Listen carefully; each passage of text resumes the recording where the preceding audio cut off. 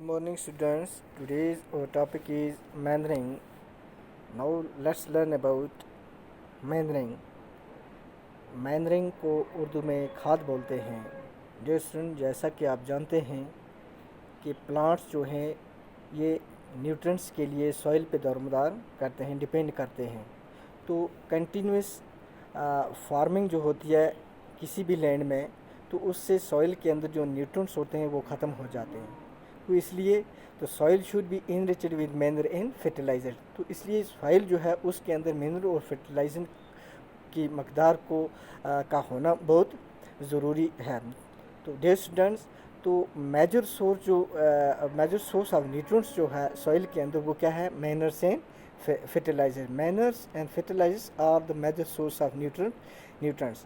तो dear students, उसके अलावा क्रॉप रोटेशन जो है, क्रॉप रोटेशन से भी सॉइल के अंदर जो फर्टिलिटी है ये बरकरार रहती है। तो आइए हम बात करते हैं मैनरिंग की दो टाइप से, एक है मैनर्स और दूसरा है फर्टिलाइज़र्स।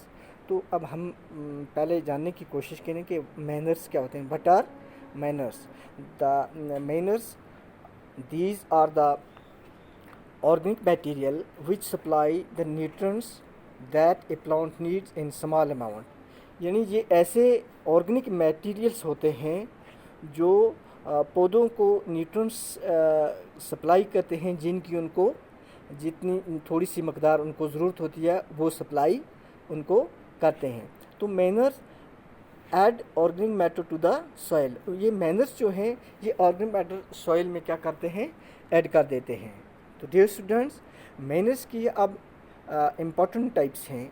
नंबर 1 फार्म यार्ड, जिसको हम FYM बोलते हैं, ग्रीन मैनर्स, कंपास्ट, इसके अलावा सी मैनर होता है एंड पोल्ट्री मैनर्स वगैरह, ये भी मैनर के तौर पे इस्तेमाल किए जाते हैं। तो अब हम सबसे पहले पढ़ेंगे फार्म यार्ड मैनर क्या होते हैं।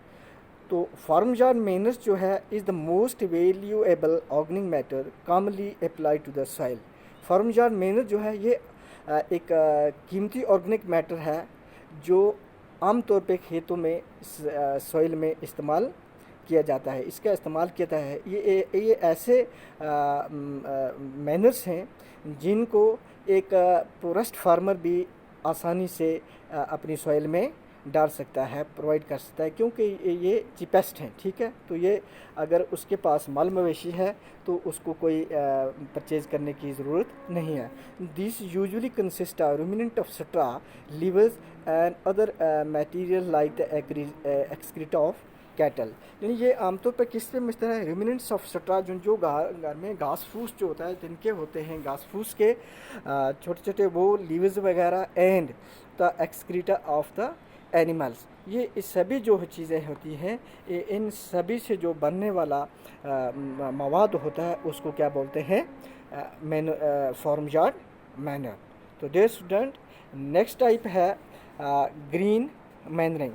ग्रीन मैनरिंग एक ऐसी किस्म की खाद है, यानी जब हम किसी क्रॉप्स को काट देते हैं तो उसके बाद जब हम फसल जो है वो हम हासिल कर लेते हैं, उसके बाद जो उसका वेस्टेज जो है वो वहीं रह जाता है, या खेत को एक फसल को काटने के बाद कुछ देर के लिए छोड़ा जाता है, उसमें न्यू वेजिटेशन जो है वो दोबारा से ग्रो हो जाती है।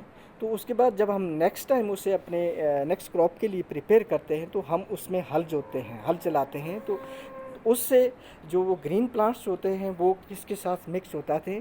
सॉइल के साथ मिक्स हो जाते हैं, तो उसके अंदर फर्टिलिटी पैदा करते हैं। तो उसको बोलते हैं green manuring. The practice of turning और ploughing of green plants into soil for the purpose of improving physical structure as well as soil fertility is called green manuring। For example, leguminous crops होती हैं, like pea होता है, cluster beans होते हैं, copies होते हैं, horse ग्राम होते हैं, etc are grown as green manure crops. इन क्रॉप्स को ग्रीन मैनर के तौर पे उगाया जाता है। तो डियर स्टूडेंट, नेक्स्ट टाइप आ गई कंपास्ट।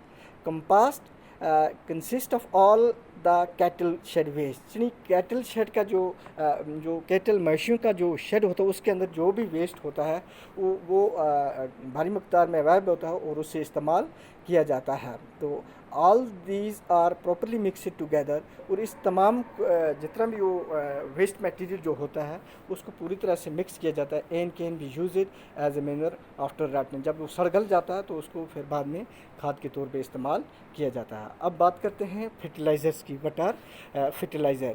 फर्टिलाइज़र एक केमिकल सब्सटेंस होते हैं जो आदमी बनाता है, और इसके अंदर किसकी मकदार ज़्यादा होती है? नाइट्रोजन की, फास्फोरस की एंड पोटाशियम की, जो कि पौधों को ज़रूरत होती है। तो what are fertilizer? These are the chemical substances that are made man-made and are rich in nitrogen, phosphorus and potassium, which are needed by the plants. So dear students, for example NPK, urea, phosphate etc. तो importance of fertilisers क्या है? Importance of fertiliser ये है कि इन nutrients के डालने से या सॉइल में अप्लाई करने से जो वहाँ के जो एसेंशियल एलिमेंट्स जो हैं वो इंक्रीज़ हो जाते हैं सॉइल में।